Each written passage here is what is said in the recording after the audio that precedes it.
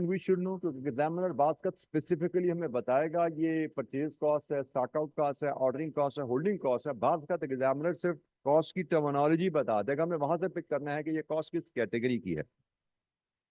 और आपको यह चीज, एक और चीज याद रखनी है कि इस इन्वेंट्री मैनेजमेंट के चैप्टर में इन चारों हेड में जिन कॉस्ट को हम कंट्रोल करने की कोशिश करते हैं वो सिर्फ वेरिएबल कॉस्ट होती है। Variable ordering cost, variable holding cost, variable stock out cost, ये तमाम वेरिएबल कॉस्ट को हमने टच करना है। अगर इनमें क्वेश्चन में कोई फिक्स कॉस्ट की इंफॉर्मेशन दी जाए तो that does not come in our controlling aspect. यहाँ पे एक सवाल आपको याद होगा, हमने पास पेपर में आई कैप में आया है जिसमें उसने कहा है कि एनुअल ऑर्डरिंग कॉस्ट या एनुअल होल्डिंग कॉस्ट बताइए। एक है एनुअल होल्डिंग कॉस्ट को कंट्रोल करना। एनुअल होल्डिंग कॉस्ट को कंट्रोल कैसे करते हैं हम, कहां से करते हैं जी? ईओक्यू, आपने यू मस्ट रिकॉल, ईओक्यू से ऑर्डरिंग एंड होल्डिंग कॉस्ट को कंट्रोल करते हैं। और ईओक्यू के फॉर्मूले में जो सीएच होता है वो वेरिएबल कॉस्ट पर यूनिट पर ऑर्डर होता है, variable holding cost per unit पर ऑर्डर। और सीओ जो होता है वो variable ordering cost per order होता है, ठीक है। तो ईओक्यू के फॉर्मूले में हम कॉस्ट तो वेरिएबल यूज करते हैं, लेकिन अगर एग्जामिनर आपको कहे कि मुझे सालाना ऑर्डरिंग कॉस्ट बताओ, यहाँ पे याद रखिएगा, या कहेगा सालाना होल्डिंग कॉस्ट बताओ, तो यहाँ पे याद रखना है आपको कि जब सालाना कॉस्ट मांग रहा है तो you may have to include fix cost as well जब क्वेश्चन में गिवन हो। ईओक्यू फार्मूला में फिक्स कॉस्ट शामिल नहीं करनी भाई।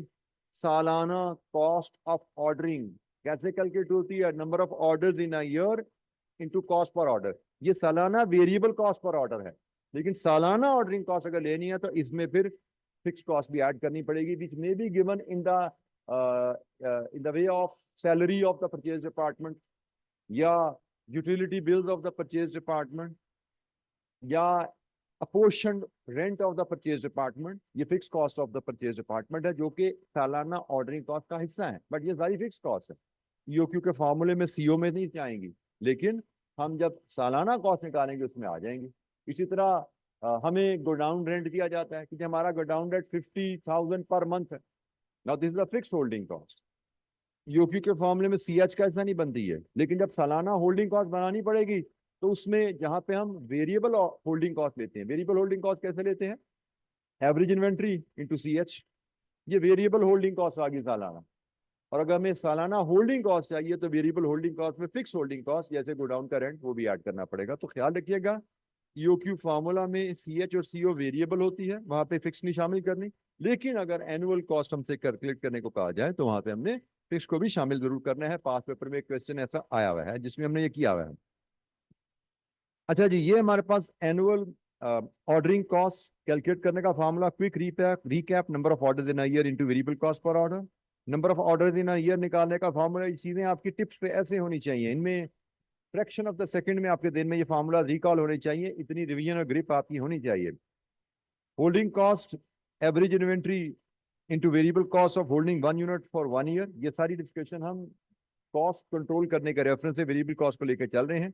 और average inventory order size by 2 है, लेकिन यू शुड रिकॉल नाउ कि ये तब होता है एवरेज इन्वेंट्री का formula when there is no safety stock. Safety stock की कैलकुलेशन आगे चल के आ रही है, ये फार्मूला हमारा अपडेट हो जाता है सेफ्टी स्टॉक के आने से। कैसे होगा उस पर हम बात कर लेंगे।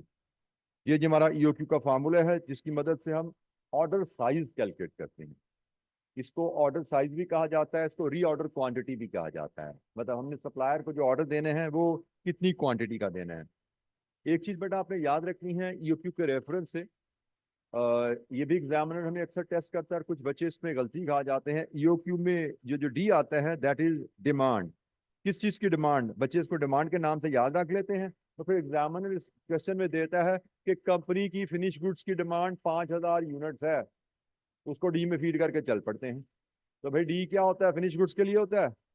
D is always for the raw material, the quantity which you want to purchase from the supplier. ये याद रखनी है, it is the annual quantity of the material to be purchase from the supplier. जो चीज बेचनी है उसकी demand नहीं भाई, जो चीज खरीदनी है उसकी डिमांड, क्योंकि हम इस डी की मदद से ईओक्यू ऑर्डर साइज जो हमने सप्लायर को प्लेस करना वो मेजर कर, ठीक है। सो कंफ्यूजन इसमें नहीं आनी चाहिए। ये कॉमन मिस्टेक है जो बच्चे करते हैं, फिनिश गुड की डिमांड को रॉ मटेरियल की डिमांड से मिक्सअप कर देते हैं।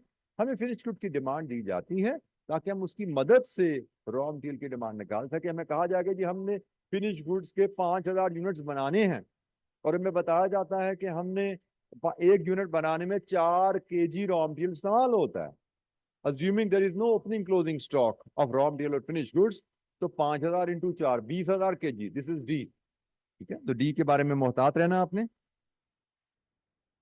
और एक और पॉइंट आपने सीखा हुआ है, ये भी एग्जामिनर अक्सर टेस्ट करता है, जैसे इवन रीसेंट एग्जाम में भी एग्जामिनर जो सोल्यूशन दिया वो उसी कॉन्सेप्ट के तहत दिया है। कंपनी जब ईओक्यू यूज करती है, there is no safety stock, at that point annual holding cost of inventory is equal to annual ordering cost. और यहाँ पे आल्दो लिखा नहीं हुआ, लेकिन it needs to be clear, variable cost की बात हो रही है, फिक्स कॉस्ट का हमारी डिस्कशन में कोई ताल्लुक नहीं आता। जब ईओक्यू फॉलो कर रही हो कंपनी और सेफ्टी स्टॉक मेंटेन नहीं हो रहा, ठीक है, ये नीचे एक्सप्लेनेशन दी हुई है। जब सेफ्टी स्टॉक आ जाता है तो ये इक्वेशन होल्ड नहीं करती।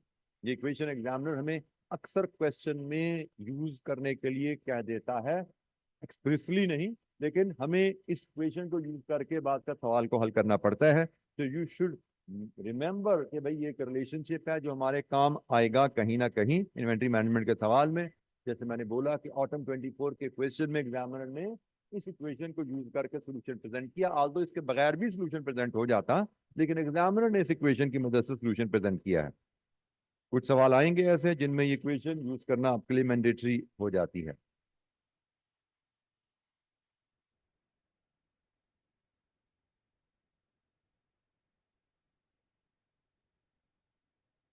बल्कि एक काम करते हैं ना, हम इस स्टेज पे आगे चलने से पहले ये हम सवाल कर सकते हैं, हम उस सवाल को डिस्कस ही कर लेते हैं जिस सवाल का मैं जिक्र कर रहा हूँ। हम यहाँ पे ऑटम 24 का क्वेश्चन 3 उसको डिस्कस कर लेते हैं अभी। ऑटम 24 का क्वेश्चन 3 जो इन्वेंट्री मैनेजमेंट के एरिया पे है और जो भी हमने बातें की इन्हीं से रिलेट करता है। ये जी एक बड़ा बेसिक सा सवाल 5 नंबर का। Determine the revised EOQ if the cost of material increases to 1160 per unit। Cost of material 1160 per unit पे चला जाए तो रिवाइज EOQ क्या आएगा? A company's main raw material has an annual consumption of 960,000 units. The company issues order using economic order quantity of 80,000। मतलब current EOQ 80,000 major उसने किया हुआ है। The associated holding cost amount to ₹30 per unit with details as follows। Insurance cost 2%, 18 रुपए। Various housing cost based on space occupied 12 रुपए। Total बनी 30 रुपए। ये holding cost, annual holding cost की अमाउंट है और पर यूनिट है, मतलब ये हमारा EOQ के फार्मूले के तहत CH है। अच्छा, ये हमसे कहा जा रहा है जी EOQ बताओ रिवाइज क्या आएगा इस केस में। तो भाई क्वेश्चन को हमेशा पकड़ने का अंदाज होगा कि EOQ निकालना है तो सबसे पहले EOQ का फार्मूला तो सामने लाओ,